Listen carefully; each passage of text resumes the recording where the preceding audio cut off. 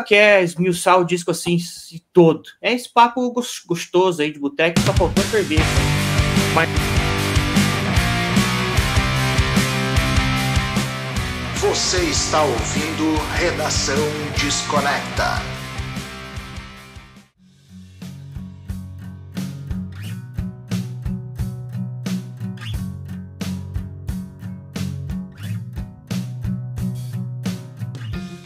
Fala aí, Desconectors, tudo numa boa? Tá começando mais um episódio aqui do seu Redação Desconecta, seu podcast semanal, que vem crescendo a cada semana aí, cara, impressionante. Estamos quase chegando na marca de 100 podcasts lançados. Eu até conversei com o Cher outro dia, o Cher não tá aqui, né, porque não é muito a praia dele. Ele falou, bom, já que vai estar o Vitor e vai estar o Virgílio, deixa eles tocarem aí. E a gente comentou outro dia, cara, 100 episódios já, como passa rápido, né, parece que foi ontem que a gente começou aí. Mas enfim, a intenção é essa, trazer música boa, né? E uma coisa que eu tava comentando com o Vitor a respeito desse episódio é a intenção do Desconecta não é gerar likes, não é gerar tão... Lógico que a gente quer likes, a gente quer engajamento, mas acima de tudo a gente quer divulgar a música boa.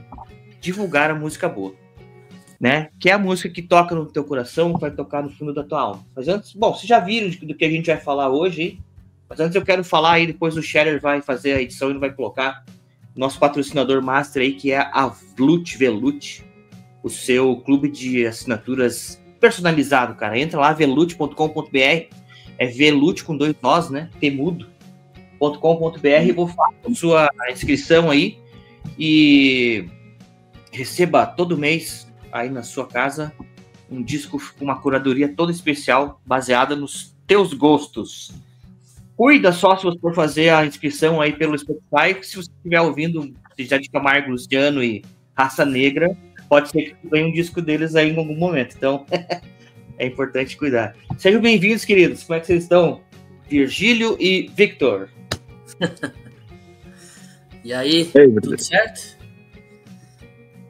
Estamos aí mais um dia. Tudo bom, Vitor, Brode, pessoal que tá nos ouvindo ou nos assistindo. Segunda semana seguida, de novo. Olha aí. A outra semana a gente falou de um disco nada a ver, né? Falamos do que a gente vai falar hoje, né? Falamos do KJ, do Radiohead. Mas é engraçado que são discos bem... Cada um do seu jeito, bem esquisitos, né? Vamos dizer assim. E que mesmo assim foram, vamos dizer, o sucesso, assim, dentro da possibilidade de cada um dos artistas. Os discos que mais chamaram a atenção do público, né? Nos seus momentos. Estranho, né? Tem isso em comum, assim. Que doideira, né? É isso mesmo. E aí, Victor? Tudo certo? Tudo certo, tudo tranquilo. E tô feliz, né? Esses dias eu ia até comentar.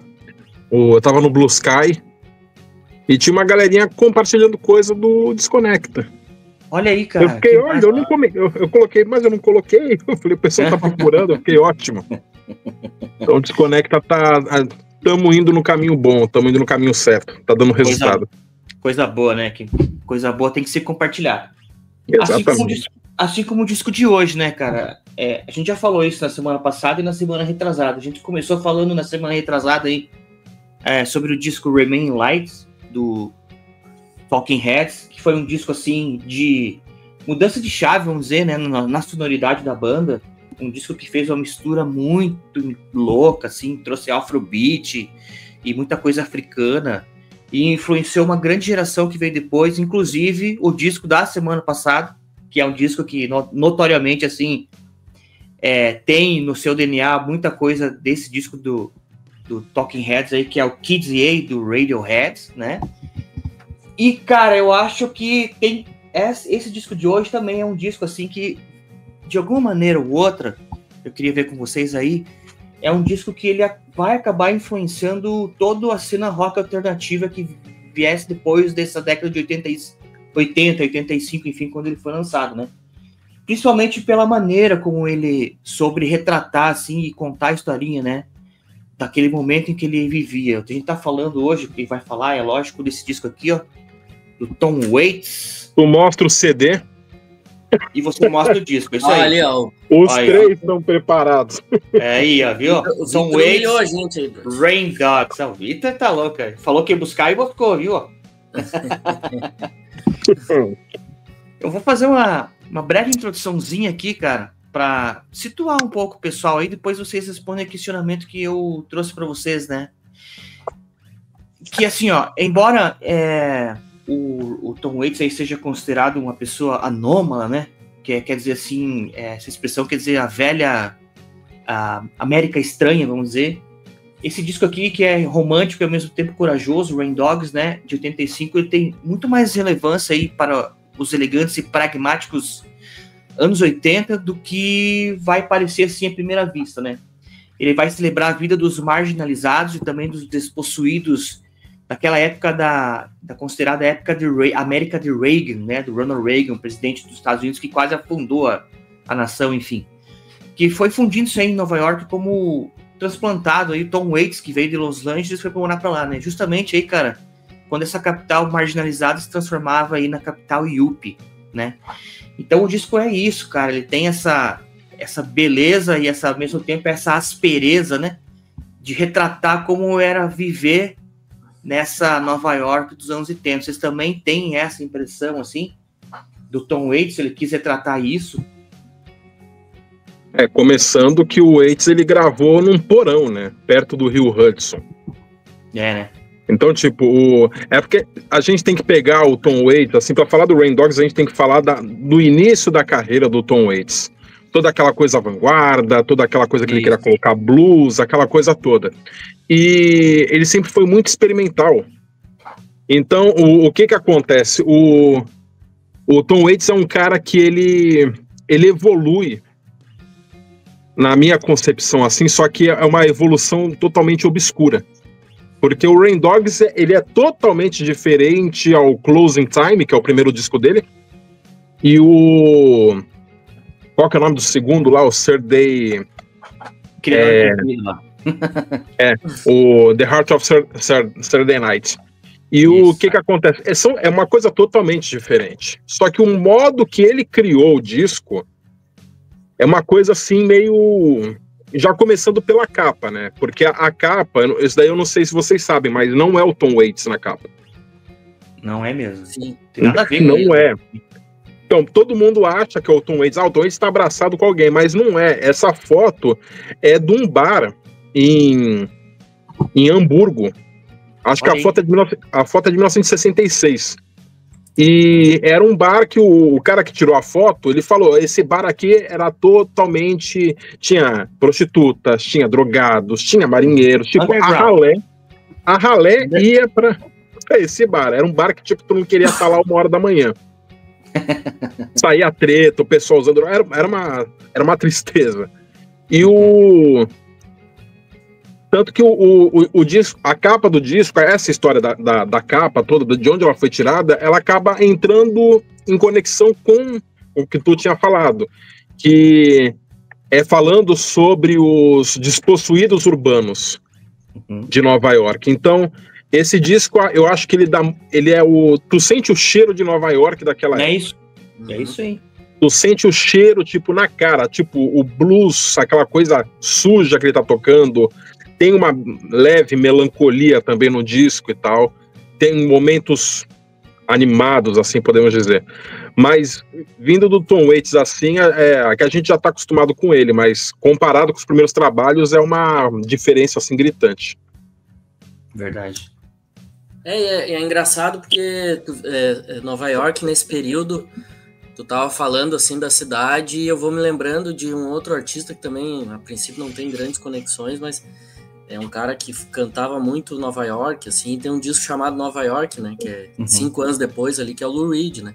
Lou Reed, tem essa narrativa sempre sobre esse período menos higienizado da cidade, né, porque daí depois vem esse período em que as coisas começam, vem a questão da gentrificação, né, eles começam a expulsar as pessoas dos lugares ali, do centro da cidade, né. Tem aquela série, eu falei até no outro episódio, eu não tô lembrando em qual, mas da The Deuce, que é da HBO, que eles falam bastante desse processo aí ao longo dos anos 70, 80 e 90, né? Isso em Nova York. Esses discos, assim, tem essa narrativa aí em torno dessas pessoas, assim, né? Que é bem legal, assim. Mas o que você falou no começo é bem, assim, uma coisa verdadeira, né? Se a pessoa que tá ouvindo esse episódio que não tem nenhum contato ainda com o Tom Waits, né, Vitor? Talvez esse disco aqui não seja não vai soar tão bem aos ouvidos. Talvez não seja assim, um bom ponto de partida, né, cara? Vai ser maçante. Comparado com Closing Time, com o Night, não sei o que lá, Dogs at Dinner, e até o Sword Free Trombones, que de 83, que é antes, que também é um disco bem bom, né? Ele também não é, ao mesmo tempo ele não é coeso, mas também é apavorante, assim, sabe? E, cara, você não dá pra classificar ele como rock, assim, é tipo... Ele tem um charme meio macabro até, se for perceber, né? Mas bem experimental. Então, cara, e tipo assim, onde ele tava querendo expandir mesmo esses limites dele, né? Eu acho assim, cara, que esse disco aqui é um disco mais cinematográfico, assim, sabe? Tipo, cinematográfico no sentido de... isso que a gente falou, assim, de mostrar em música a Nova York em que ele vivia. Então você vai ter aí música de cabaré, vai ter blues, vai ter bluegrass, vai ter country, vai ter vários estilos dentro desse disco aqui. E por isso que eu digo assim, né, cara, que eu acho que esse aqui é um disco que talvez, não tô dizendo, né, mas fugindo um pouco de ser tão tradicional assim, mas ele é um disco que muito do que viria a ser do rock alternativo pra frente, eu acho que começa a pintar também aqui nesse disco aqui, ó. Não sei se vocês também têm essa percepção aí, né? Eu queria saber de vocês sobre isso também. Eu até vou dizer pra vocês, assim, que eu me identifiquei muito com o que tu falou, porque eu acho que até eu daqui dos três sou o que menos tem contato com essa fase inicial, assim, da carreira dele. Eu comprei esse disco, já tenho essa minha cópia aqui, acho que tem uns 10 anos. Eu falei pro Brody até numa conversa que a gente teve uns dias, depois da gravação do episódio anterior até. Eu ouvi ele muito poucas vezes, porque foi isso, me causou um estranhamento inicial. Eu comprei assim já no intuito de tomar contato com o trabalho dele, sabia que era um disco consagrado dentro da carreira e tal, e achei que seria uma boa porta de entrada. Mas é isso, ele não é exatamente uma boa porta de entrada, e para mim causou esse estranhamento inicial. Eu agora... Nas vésperas de gravar de novo, eu fui tomando contato de novo, assim, com o disco, ouvi mais, já fui ouvindo os discos subsequentes, assim, ouvi bastante aquele Bone Machine, que é de 92. Mas, bom. Que conversa muito com esse também, e aí já, sabe, é aquela coisa, tu vai treinando o ouvido, né? E então acho que fecha muito com o que tu falou, assim, realmente pode ser um disco desafiador, assim, para quem quer entrar, assim, no trabalho dele, assim. E aí, Vitor, concorda?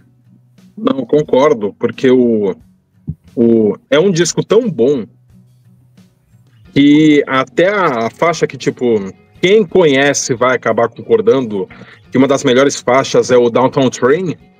Tipo, o Rod Stewart gravou a faixa, tá ligado? É uma coisa totalmente... E é uma coisa que é legal. Os três, ele é parte de uma trilogia, né? É o Sword Fish Trombones, aí depois vem o Rain Dogs e vem o Frank Goes Wild. Então, tipo, é um disco que, na minha concepção, ele é tão ligado, a sonoridade dele é tão única, que tu tá ouvindo a primeira faixa, tu tá lá, tu tá curtindo, tu tá indo pra segunda, tu tá indo pra terceira, só que tu não percebe. Quando tu vê, tu já tá no final do disco, mas tu acha que tu tá no início dele. É verdade. Então, tipo, quando tu acaba... o teu ouvido acaba acostumando, tu acaba percebendo que é um álbum gostoso no final de ouvir. Mesmo com uma temática pesada e tal. E fazendo uma comparação. O Closing Time, pra quem for ouvir, ele é tipo entrar num barzinho com um cara tocando piano, tomando um copo de uísque. O Rain Dogs é tu ir no puteiro mais sujo da cidade e ser recebido por um cafetão colocando uma navalha no pescoço. Tipo assim. Desse jeito.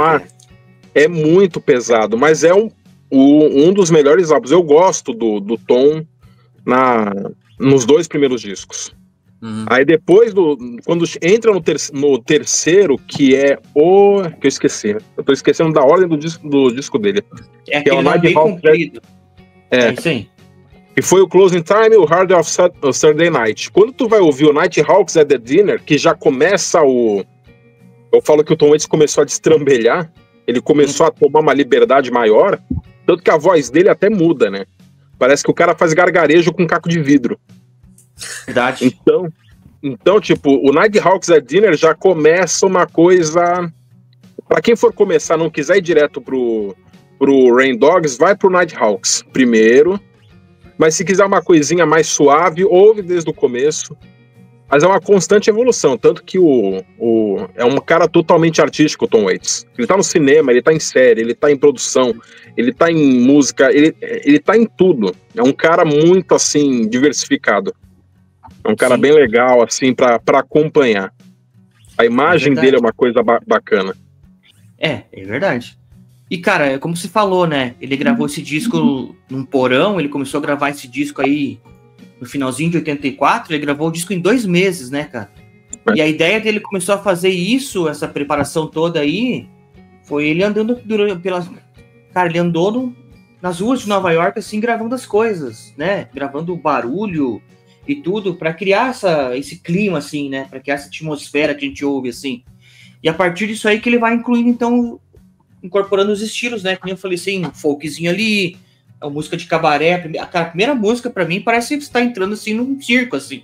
Cabarezinhos, né? É muito visual, e aí tem a parte do blues, aí tem essa parte também que você entra depois num outro boteco, o cara lá tocando piano, fumando charuto, e com a mulher do lado, parece ouvindo, assim, triste, melancólico, que, né? Tudo isso você consegue ver, assim. E aí ele usa também muita coisa mais não ortodoxa, né? Com instrumentos diferentes e tal, né? A gente consegue notar aí muita coisa. E uma coisa que me chama muita atenção, cara, depois de ouvir, assim, e pesquisar um pouco mais, cara, é que o baterista que gravou, eu não lembro o nome agora desse cidadão aí. Não é o Michael Blair? Acho que é esse cara aí. Mas no Rain Dogs? No Rain Dogs, o Stephen Hodges. Não, o Michael Blair é percussionista, né, na verdade. Isso. Daí que acontece, cara, se você ouvir o disco, é muito pouco utilizado o prato, assim, nas músicas. É mais você usado, tipo, surdo, tom, maracas. Né? Assim. Uma coisa arrastada. Cara, isso aí fica uma coisa assim mais... Parece que fica mais bonito, assim, de se ouvir, né? Tipo, dá esse charme maior pro disco, né? Entendeu? Você consegue ouvir, por exemplo, se você ouvir bem assim atentamente, esse exercício tem que fazer, a gente sempre recomenda ouvir nos headphones, cara. Você vai conseguir ouvir aí, tipo, madeira, caminhando na madeira, você vai conseguir ouvir pele, as pessoas tocando, você vai ouvir metal, cara, entende? Então, por isso que eu digo assim, cara, que eu acho que isso aqui é rock alternativo puro, cara, entende? As bandas devem ter se inspirado muito nisso aí, você entende? É uma liberdade criativa, porque é uma coisa que eu achei até legal. Foram 2 vezes que isso daí veio para mim nessa semana. Eu tô relendo o livro do Ace Frehley e ele tava falando como é que ele fez o disco de 78. Ele, o pessoal, hoje em dia, ele falou, é mais fácil, o pessoal não tem a originalidade que era de antes, porque tem acho que faixas que ele gravou a guitarra em 4 banheiros diferentes, para conseguir um som diferente em cada uma para juntar na faixa. E o Tom Waits, o cara tava andando por Nova York com um gravador, eu quero que toque a música, eu quero um barulho de madeira de tal jeito, eu quero tal coisa de tal jeito. Tipo, é um processo criativo muito rico. Sim. Ainda em 85... era uma época que o pessoal ainda estava fazendo isso, não faz tanto tempo, para tu ver o quanto que evoluiu o processo de gravação do pessoal. Hoje em dia é só, eu quero colocar palmas. O pessoal colocava de gravação de shows antigos de outras bandas, tem palma aqui que se encaixa nessa música para parecer que é ao vivo. Hoje em dia não, hoje em dia tu vai, já tem o site lá que tu baixa as palmas lá, faz a colagem e acabou. Então, é isso que é legal. O Rain Dogs, ele é muito criativo. A parte do Tom Waits é muito pesada, assim, criativamente no disco. É, né? Mas 85 já tinha distão, já tinha o pessoal usando... Já tinha, assim, computadores, né? Tinha, mas era meio a meio, né? Não era muito utilizada, era a tecnologia muito avançada, né? Eu te digo porque a gente falou, como eu disse aqui, a gente comentou do Remain Light, do David Talking Heads, aliás, e o disco tem essa adição, essas coisas mais... o uso desses artifícios, né? Uhum. Aqui não, foi feito tudo um processo todo manual, né, cara? Eu acho que isso aí que deixa o disco bem mais interessante de ouvir, né? E depois de você sabendo a história do cara e tudo mais, você vai chegar aqui e falar, nossa, é verdade. Entendeu? Depois de ouvir o Rodson Disconnect também, né? É engraçado que as bandas, inclusive nos anos 80, muitas iam no caminho contrário, né? Tem aquelas... Agora vai me fugir aqui, vocês podem me ajudar com algum exemplo, mas sempre tem alguma banda que tem uma sonoridade mais clássica que vai nos anos 80 tentar modernizar de alguma forma, né? Com synths e tal. E ele vai no caminho inverso, assim, né? Então isso aí que é legal. E uma coisa que o Vitor falou também, que eu acho que pra mim dificultou um pouco, mas ao mesmo tempo depois que funciona, que bate ali, é o charme também do disco, essa coisa tudo parecia uma coisa só, assim, né? Porque imagina, são 19 faixas e ele é um vinil simples, né? Então são músicas muito curtinhas, assim. Então as coisas vão encaixando uma na outra, assim, se tu vai ouvindo assim sem prestar muito atenção, vai... Claro, tem variações de sonoridade muito grandes ali, mas tu tá ouvindo só, assim, de passagem, assim, vai uma coisa encaixando na outra muito rápido, assim, né? Eu acho que a única que pra mim destoa muito desse clima é justamente a Downtown Train, né? Que é engraçado, que é um disco de 85 e ela já é uma sonoridade muito avançada, que o Bruce Springsteen faz em 85. Isso. Né? Eu tem também o clipe dela, também é muito bonito e tal, mas é muito engraçado tu ver que eu não sei da onde, quem tirou inspiração em quem, que é no mesmo ano. E o Bruce Springsteen, é muito Springsteen essa música, assim, né? Eu acho que diferente das outras todas do disco, essa aqui tem essa pegada, assim, um pouco mais polida, né? Vamos dizer assim. Aí eu vou deixar pro Victor, ele conhece mais um pouco da história. Ele pode dar o seu parecer para nós. Não da Downtown Train, eu cheguei a falar, tal, do Rod Stewart, chegou a gravar, o Bob Seger chegou a gravar, tipo, teve bastante gente. Mas uma das faixas que eu acho legal, que eu gosto de imaginar, o modo que ela foi feita foi eu acho que é a Big Black Maria. A faixa tem a participação do Keith Richards. E quando ele foi aí, tu imagina um processo de gravação que tem o Tom Waits, que já é um maluco, e o Keith Richards, que é outro doido. No auge dos anos 80, ele começa a explicar, ele falou, não, porque o Tom, ele queria... Ele começou a me explicar como é que era a música, porque essa música é tipo um animal se mexendo, ela tem uma coisa selvagem. Aí o Keith Richards ficou olhando, ele falou, pô, mas como assim? Aí ele começou a tocar o Tom Waits no violão, e ele começou a se mexer de modo selvagem pro Keith Richards. O Keith Richards ficou assim, por que tu não fez isso no começo, que eu já teria entendido tudo? E fizeram a faixa, e tipo, a gente acaba retornando, porque começar a falar do Rain Dogs é normal acabar voltando a falar coisas que você já falou, tu acaba repetindo. Então, o mais legal é o processo de criatividade todo. Tudo, tipo, desde o início, do Tom ali no porão, ele indo pra rua, ele gravando, ele colocando na janela ali do porão dele, os carros passando, o pombo passando, sabe? Então, é um álbum do it yourself, sabe? Que nem o pessoal faz na internet, imagina, o cara já chegou lá com milhares de fitas ali de gravação de coisa que ele tava fazendo na rua já e só fez a colagem. É isso aí. Então muito bom. Uma coisa também que é importante dizer, né, cara, que o Tom Waits era, tipo assim, cara, muito, muito, muito, muito fã do Bob Dylan, né? Uhum. Então, tipo assim, ele tipo assim, ele queria ter quer ser de Bob Dylan, queria ser o Bob Dylan, assim. Então ele não queria ser essa coisa assim, rock and roll, né, tipo, igual quando sei lá, Ye, Louie, sei lá, cara, entende? Ele queria ser um cara que se inspirando realmente no Bob Dylan, que tivesse algo a dizer, né? Bob Dylan também é um cara que, se você pegar toda a discografia, nem um disco é parecido com o outro, sempre é uma evolução também, né? Em todos os sentidos, assim. Então eu acho que ele se inspirou muito nisso daí, né, cara?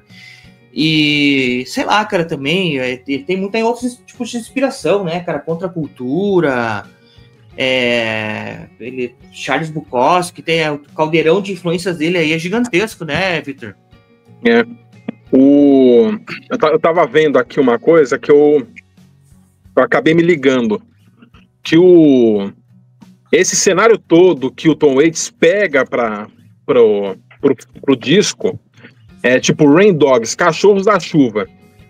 Aí eu achei aqui uma citação dele do ano do lançamento até, de 85. Olha aí. Ele: talvez eu devesse dizer algo sobre o título do álbum. Sabe, cachorros na chuva se perdem na volta para casa. Eles até parecem olhar para você e perguntar se você pode ajudá-los a voltar. Porque depois da chuva, todos os lugares onde urinaram foram destruídos. É como missão impossível. Eles vão dormir pensando que o mundo é de um jeito só e acordam e alguém moveu os álbuns. É o tipo de palavra que eu inventei para as pessoas que dormem também em portas. Quer dizer, em Nova York, quando chove, todas as cascas e pontas de cigarro flutuam para a superfície como em Taxi Driver. São pessoas que vivem ao ar livre. Sabe como? Sabe como depois da chuva você vê todos esses cachorros que parecem perdidos vagando por aí? A chuva lava todo o cheiro deles em toda a direção. Então todas as pessoas que estão nesse álbum, por alguma forma corpórea de compartilhar dor e desconforto. Olha aí, cara. O peso que o cara faz, sabe? Aí tem uma outra pergunta que pergunta, mas o que realmente são os Rain Dogs? Ele falou: tu pode encontrar em Coney Island. Ele só fala isso, e tipo, o povo, o pior, não pior, mas tipo a parte mais baixa de uma sociedade.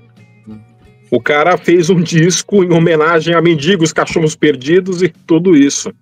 Sim, criminoso, morador de rua, desempregado, tá tudo aí, né, cara? Eu tava lendo até aqui que também tem um documentário até que é do ano anterior que ele viu, né? Que ele se inspirou, que é um documentário sobre pessoas em situação de rua em Seattle, né? Que é Streetwise, que ele viu esse documentário e também foi... Que é bem isso, né? Ele foi nessa temática muito por conta disso, porque tem uma coisa também, né? Esse disco, tava lendo, assim, algumas coisas sobre ele. Porque a gente vê muito o Tom Waits como esse personagem dessas músicas, né? Mas, de certa forma, eu acho que em algum momento ele pode ter sido, né? Como essas pessoas e tal. Mas ali naquele momento da gravação do disco, ele já tinha conhecido a companheira dele, né? A Kathleen Brennan. E ele tava já num período mais tranquilo da vida, assim, menos boêmio, vamos dizer assim, né? Então ali é uma fase em que ele... Tanto é que a carreira dele vai entrando nos eixos, ele encontra essa sonoridade também muito por inspiração dela, ela compõe algumas músicas com ele, né? Então tem todo um auxílio dela na questão, assim, de organização da carreira dele, né? Ele fica um pouco mais centrado ali naquele período, né? E aí ele é muito mais o contador de histórias propriamente no disco, né? Dessas pessoas, o porta-voz dessas pessoas, do que ele propriamente um personagem, né? Eu acho que ele tem, de repente, essa vivência de antes, né? Mas ali não. Ali ele não tá passando por aquilo, né? Aquilo ele tá só trazendo essa vivência de outras pessoas. Né? Uhum, isso mesmo. Cara, eu não tenho essa informação, talvez vocês possam me trazer, mas em 85 já existia MTV. Esse disco teve algum clipe que rodou na MTV? E a MTV talvez favoreceu ele em algum sentido, assim? Ou ele foi o contraponto da MTV, tipo, não quero MTV? Vocês têm essa informação, não? Então, a MTV veio ao ar no dia 13 de setembro de 85. Uhum. O Rain Dogs foi lançado no dia 30, 15 dias depois. Então, não foi em abril, cara? Não, foi em setembro. 30 de setembro de 85. Uhum. Então, tipo, eu acho que não chegou a passar. Certo. Na minha opinião, porque não é um disco comercial. Mas ele tem, o Downtown Train tem um clipe, né? Eu até vi esses dias, ele é todo em preto e branco, eles estão ele tá lá na rua, assim, numa esquina, escorado um poste, daí começa a rolar uma música, tem um pessoal em casa, e aí eles começam a ficar incomodados com aquele barulho e tal. Mas eu não sei como é que foi, assim, a repercussão disso, porque é o que eu tinha falado no início, né? É o disco em que ele vai mais a fundo, assim, experimentar coisas novas, mas ao mesmo tempo é o disco que, de certa forma, deu mais projeção para a carreira dele, né? Ao mesmo tempo. Pois é. Não sei até onde a MTV influenciou nisso na época, assim. Essa é uma curiosidade que eu tive, né? Porque, como você falou do clipe, eu pensei, pô, será que teve? Daí foi só uma dúvida que me surgiu, né? Mas eu acho que não, cara, porque... Eu acho que não, eu acho que esse disco aqui, se você parar pra perceber, assim, tipo, ele é meio antítese disso, entendeu? Que a MTV era aquela coisa alegrinha, não sei o quê, o disco é totalmente oposto, né? Daí não sei se teria espaço lá naquela época pra... Talvez até tivesse, acho que hoje não mais, né? Entendeu? Acho que hoje, não sei se um disco desse poderia ser concebido dessa mesma forma, assim, contar essa mesma história, assim, não sei, o que vocês acham, tipo, beleza? Um artista tipo Tom Waits, assim, surgiu um cara que com uma ideia, assim, que fosse fazer algo parecido, você acha que rolaria isso, assim, hoje em dia ou não? Eu não sei o que o Victor acha, eu acho bem difícil, assim, porque é tudo muito nichado hoje, né, assim, a MTV tinha essa coisa dos programas ali, mais alternativos, que rolavam mais, também em horários mais alternativos, naturalmente, né, mas madrugada, as pessoas tomavam contato, assim, de alguma forma, né, eu acho que hoje ia ficar, eu acho que ele não ia ter o tamanho que ele tem hoje, assim, das pessoas conhecerem. É engraçado, né? Porque imagina, ele tá sem lançar nada desde 2011, né? Então, ele tá um período aí de silêncio grande, assim, e mudou tudo depois disso, né? Mercado, assim, do ponto de vista comercial, verdade, né? Eu não vejo muita gente fazendo, assim, o que ele... Sempre tem alguém, mas fica sempre muito no nicho do nicho, assim, uma coisa muito... pouca projeção, né? Eu não vejo, assim, ninguém. Eu acho que ele é nichado, tipo, a parte da MTV, eu acredito realmente que não chegou a passar assim logo de início, porque a MTV era muito alegre na época. Sabe, imagina, tu tá ali, tu tá curtindo o clipe de Girls, Just Wanna Have Fun, e de repente acabou e começa o Downtown Train, que tipo, é uma levada totalmente diferente. É um quebra-clima. Então... E o povo hoje em dia tem... Tu vai falar pra galera hoje em dia... Isso daí já me ocorreu muitas vezes, porque eu cheguei a ter um hiperfoco assim no Tom Waits durante um tempo. É mesmo? E eu chegava e falava, pô, o Tom Waits tal, já ouviu falar e tal. Aí o pessoal não sabia, eu mandava o New Coat of Paint, que é do segundo disco, eu falava, ouve a voz dele nessa gravação. Aí ouviam, aí eu falava, agora vê esse vídeo, que acho que é no Music Leiden, na Alemanha, não sei onde é, que ele já tá com a voz arregaçada. Aí eu falei, tu já viu esse cara? Aí o pessoal fala, não, eu falei, pô, ele é o ator, ele faz o Igor, ele faz o ajudante do Gary Oldman, no filme do Van Helsing, do Drácula. Drácula, é verdade, aí o pessoal para e fica... Aquele de óculos, eu falei, aquele de óculos, de cabelo em pé e tal, gritando mestre na janela, eu falei, é ele. Então, tipo, ele é tão underground. Eu na minha concepção, assim, o pessoal que curte, o pessoal que gosta de música, a gente que a gente manja e tal, ele é o cara mais underground e mais famoso que a gente conhece. É verdade, e ele não faz questão de tipo, eu vou fazer turnê por aí, vou ficar mais famoso. Não, o que ele faz, onde ele está presente, já tá bom. É verdade, cara. É isso aí. Cara, é isso mesmo. Pode falar, Vitor, desculpa. Não, na verdade eu tava vendo o Vitor falar. Vitor, a câmera desligou. A minha? A tua. É a internet, é a conexão na internet, cara. Ixi. Aí, ó. Aí, voltou? Voltou.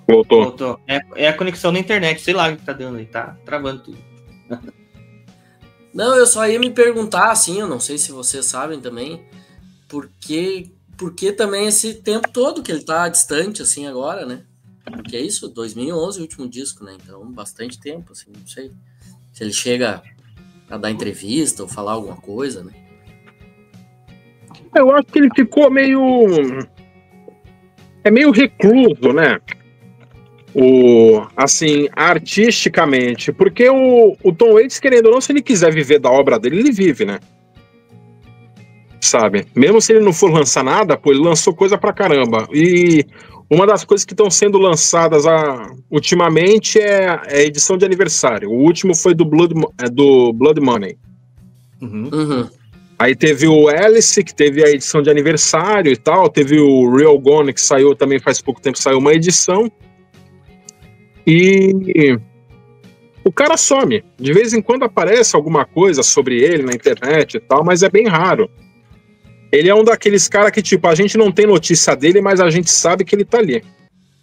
Mas a carreira dele no cinema é o que tá mais... Eu acho que é uma coisa que ele tá mais focado. A última notícia que saiu sobre ele foi no dia 31 de agosto. Foi desse ano. Ele tá fazendo um filme com a Cate Blanchett, Adam Driver, Charlotte Rampling, India Moore, Mayim Bialik, alguma coisa assim. É um filme que, pelo que parece, ele faz o papel principal, assim, é pai, mãe, irmão e mãe, que ele faz um pai excêntrico e recluso. Então, tipo, se o Tom Waits ele não tá lançando música, tu pode ter certeza que ele tá alguma coisa no cinema envolvido.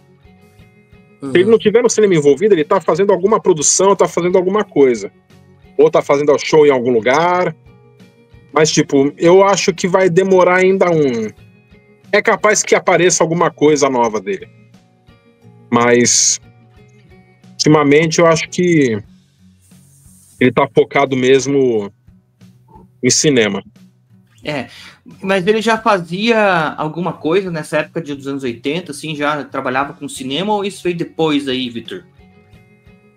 Então, eu lembro mais... O Tom Waits, ele tá com 75 anos, ele vai fazer 76 agora. Mas na época, a lista dele de filme é extensa. De televisão, não é tanto assim. Mas, tipo, lá para 1985, ele fez um filme que é The Stone Boy. Ele fez Cotton Club. Ele fez Cotton Club em 84. 85, ele lançou qual é o nome? O Rain Dogs. E no ano seguinte, que eu não sabia, eu vou ver de achar esse filme para assistir, ele fez Vencidos pela Lei. Olha aí, cara. Que é um filme que é ele, o John Lurie, que era do Lounge Lizards, e o Roberto Benigni, que é o do A Vida é Bela. A Vida é Bela. Ah, é verdade. Então, é um filme alemão, americano, é uma comédia. Tipo, eu não sabia disso, agora que eu tô vendo. O Cotton Club eu lembro dele ter feito. Mas, tipo, nessa época ele tava num... Ele tem aquele que ele conhece, inclusive, eu acho que a esposa dele no mundo Coppola, né? Que é de 80, eu acho. Eu não tô lembrado do nome do filme. Deixa eu até pesquisar o nome do filme, mas é onde que a esposa dele trabalha na produção do filme lá. Malhei. E aí ele faz a trilha e participa do filme. Tá aqui, ó, One from the Heart. Eu não lembro se... Não sei se teve uma tradução em português, que é de 81 o filme. Foi lançado em 82, outubro de 82. Do Coração, o nome do filme em português. Que massa. É porque eu acho, assim, cara, que essa questão de trabalhar o disco de ser mais cinematográfico, essa questão, acho que vem muito disso, dessa experiência que ele teve trabalhando em cinema, né? E eu tava lendo aqui, eu fiz essa pergunta justamente para provocar, porque no Swordfish Trombones, antes dele gravar esse disco aí, o produtor de trilhas sonoras de Hollywood, o Emil Richards, foi um cara que ajudou o Waits a expandir essa linguagem, principalmente linguagem percursiva que ele traz para isso, né? Trazendo essa questão de coisa mais exótica, que, por exemplo, tambor falante africano, a marimba, aquele tambor da Book, né, cara? E, enfim, isso tudo acho que foi se entranhando dentro dele aqui, como você falou, a partir da liberdade criativa e com o apoio da Island, né, cara? Que talvez se não tivesse apoio da gravadora, talvez ele não fosse lançar um disco assim. Mas a Island, ela falou, não, cara, vai, toca aí, vamos ver o que vai dar. E, pô, surgiu isso aí e foi sucesso, né, cara? Eu acho que é um disco que deve vender bem até hoje, assim. Não sei, mas... um disco cult. É ainda, né? Porque, querendo ou não, tipo, uma outra citação que eu achei super legal também, que dá o ar do que era esse disco, foi do Tom York, do Radiohead. Ele fala, adormeci ouvindo o meu Walkman só para acordar de manhã com a música ainda no auto-repeat na minha cabeça. Cada faixa era um curta-metragem ambientado numa América decadente, misteriosa e circense, da qual eu quase não tinha noção, com personagens diferentes, tanto nas letras quanto nos instrumentos, sendo assim um universo inteiro revelado a mim por alguns minutos apenas para me deixar do outro lado do quarteirão, sem ideia de como eu tinha chego lá. Olha aí, cara. Então, é uma viagem, tipo, sonoramente, tem marimba, tem acordeon, saxofone, tem a metaleira toda, serrote, contrabaixo, tem banjo, nessa parte é uma viagem, tipo, tem a xícara batendo na pires, assim. Eu quero barulho do pires, de uma colher tal, batendo, e dane-se. É isso aí. Tem serra, sabe? Tem. Quando tu pega a serra e tu bate com o martelo, ela faz aquele barulho. Tipo, isso tem isso. É isso. A cabeça do Tom Waits, ela... Pra mim, ela é tipo a cabeça do... O que fez Beetlejuice lá, esqueci o nome dele, do diretor. Tim Burton? É tipo a cabeça do Tim Burton, só que mais suja. Sabe? Tim Burton é pra filme, é pra cinema, e o Tom Waits pra música, mas ele já conseguiu levar pro cinema também. Ele levou pra música, também levou pro cinema. E uma coisa, tipo, qualquer papel dele, tu acaba tendo aquela ideia de que, tipo, não é o Tom Waits interpretando o personagem. Tipo, tu consegue ver que tá o Tom Waits ali por inteiro. O Tom Waits interpretando o Tom Waits. Tem um filme que concorreu até Oscar de alguma coisa. Eu achei o filme uma perfeita bosta, que é o Licorice Pizza. Isso eu lembro no nome, mas não assisti. Tem o Champagne. Eu fui assistir, eu pensei, tem o Bradley Cooper, tem o Champagne. Falei, vou assistir. Só vi que tinha eles. Quando aparece o Tom Waits, que ele faz um diretor de cinema,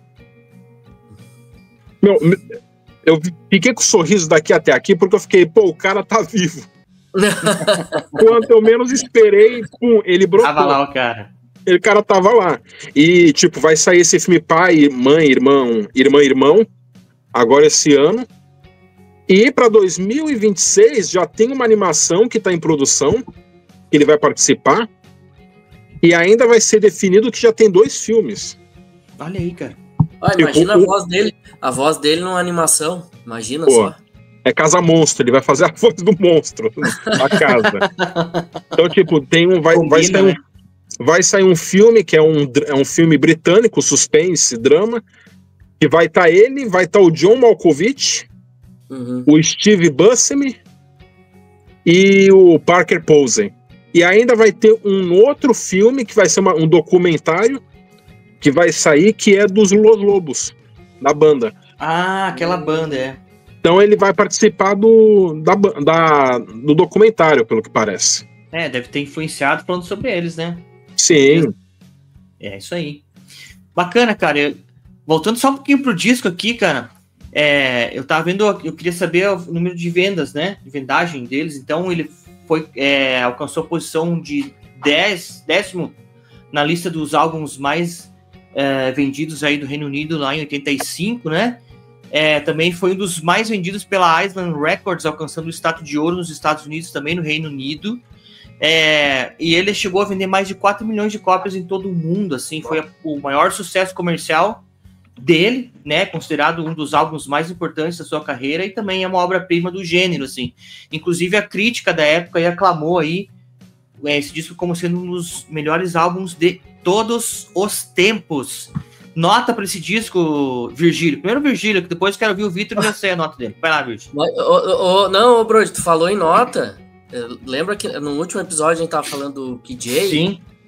E a gente falou muito da Pitchfork. Pitchfork, porque eles deram nota 10 pro KJ, né? Então a gente entrou nesse assunto lá na época. E tem um texto da Pitchfork, deixa eu ver se eu acho aqui, sobre o Rain Dogs, que eu acho que é já, né, posterior, né, que é aquela discussão, eles têm aqueles Sunday reviews lá, né, que eles fazem.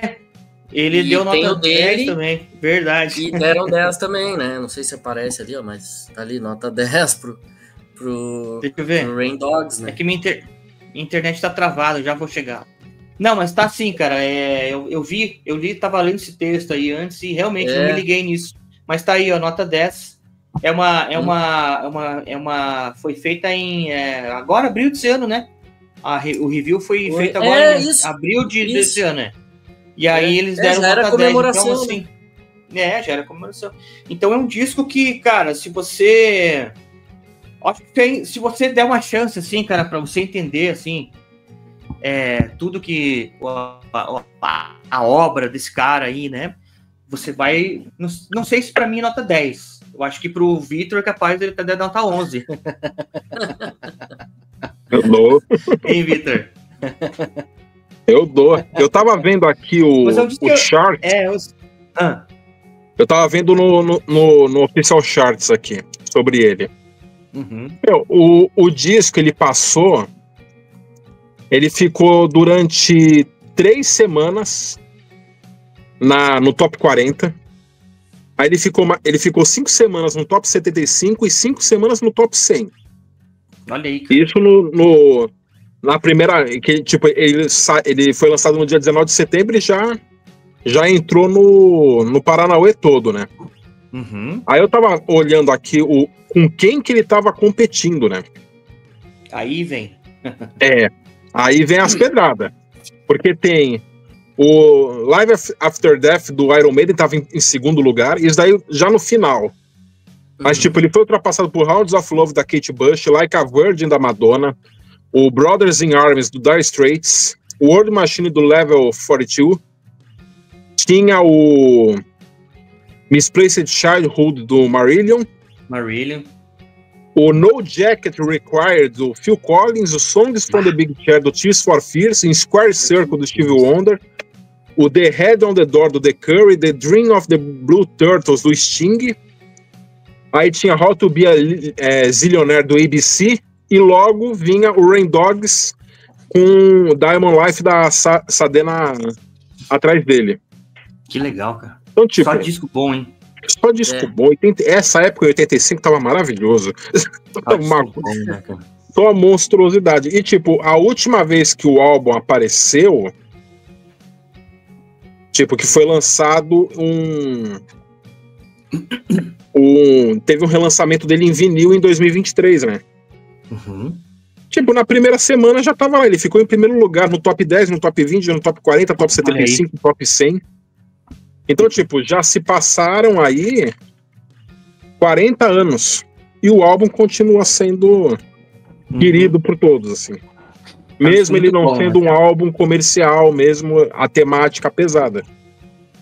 Mas é isso, cara. Eu acho que para as pessoas que...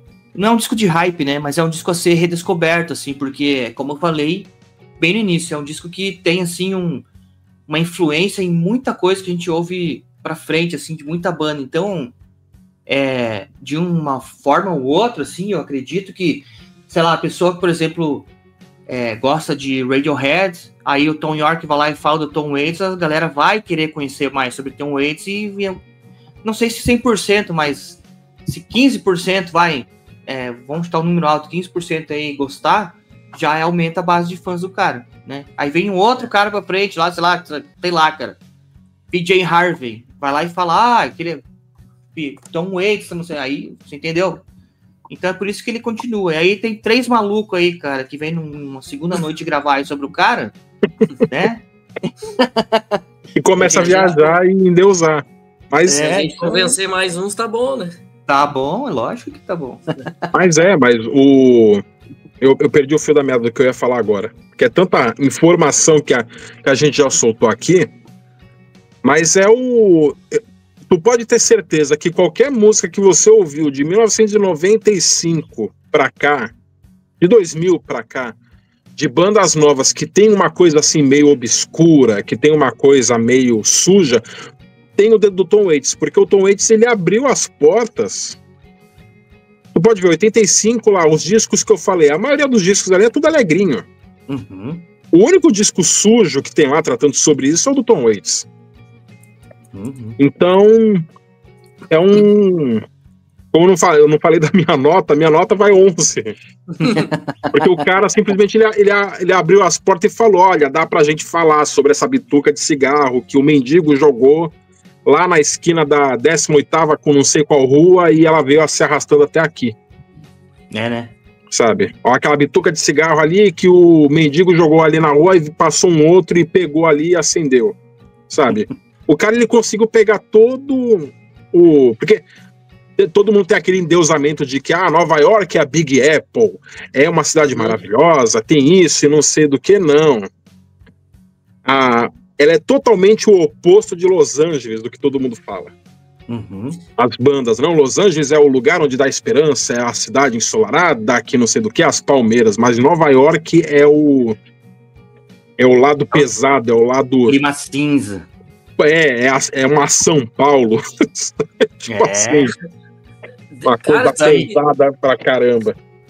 Dentro dessa coisa assim de mídias assim diferentes que a gente vai lembrando, né, falando que é muito cinematográfico, o disco tem uma, eu sou leitor de quadrinhos assim, né, e tem um quadrinho que eu gosto muito, que é o Hellblazer, que é do John Constantine, e claro, daí a gente tá indo pro Reino Unido, mas cara, tem muito aquele eu até devia ter procurado aqui os meus quadrinhos ali para ver, porque ele cita muito assim, o Constantine uma duas tá num bar os degenerados todos lá e tal, e ele é um mágico, mas meio, um cara da magia, mas meio tramposo, assim, meio malandro, e sempre fumando, sempre tomando um pint lá, e uma duas tem citação de alguma coisa, e aí é sempre o Pogues é o mais citado, assim, o The Pogues, né, e porque tem mais a ver geograficamente, assim, né, com a Irlanda. Sim. E tal, mas tem muita coisa de Tom Waits ali também, e me lembra muito, de qualquer forma, assim.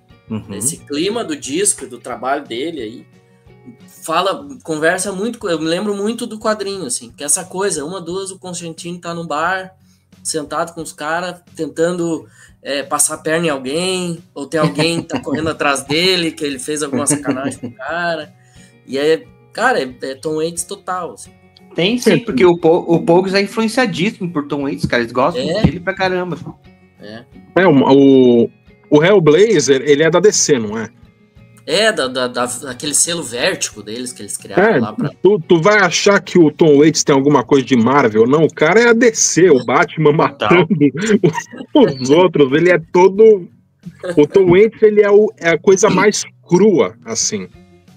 Tem aquela coisa que o pessoal fala, não, é os poetas malditos e não sei do que. O Tom Waits, ele é o rei dessa galera. Né? Então... Liricamente, o cara ele é muito rico e o cara consegue tirar poesia das piores coisas que rolam à meia-noite no centro da cidade. O cara é foda. Downtown, né? Músicas preferidas de vocês aí?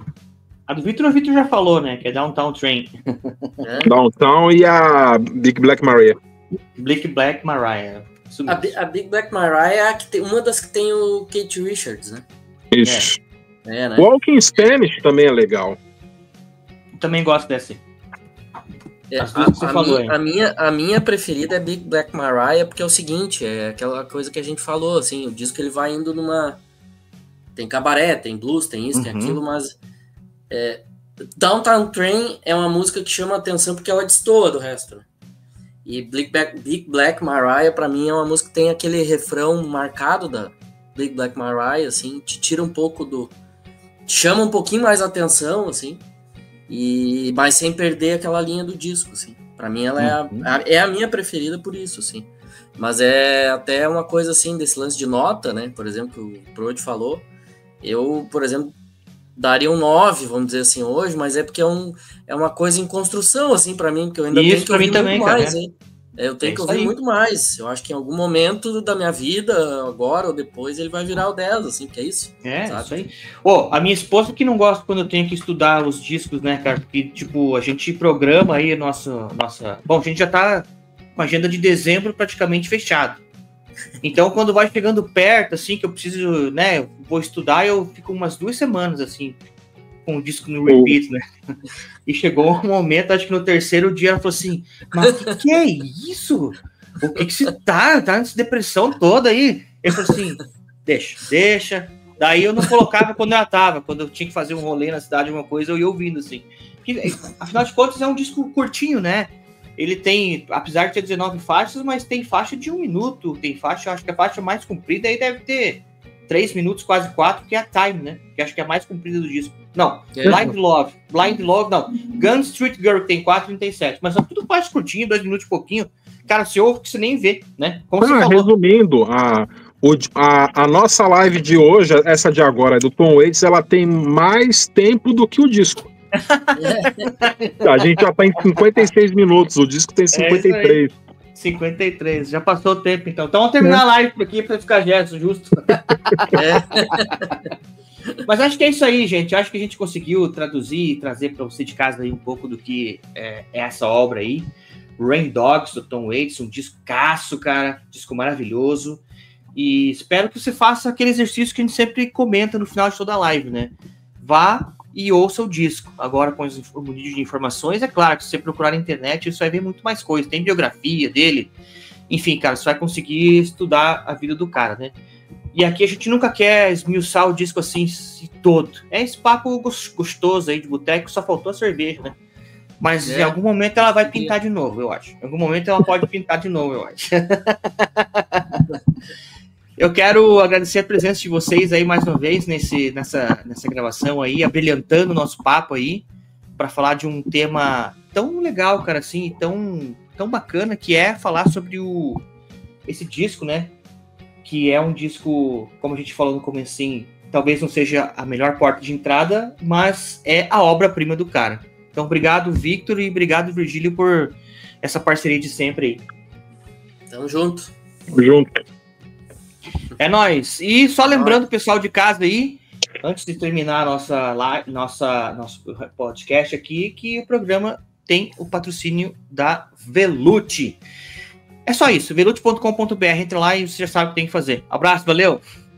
Feito. Obrigado. Vamos lá.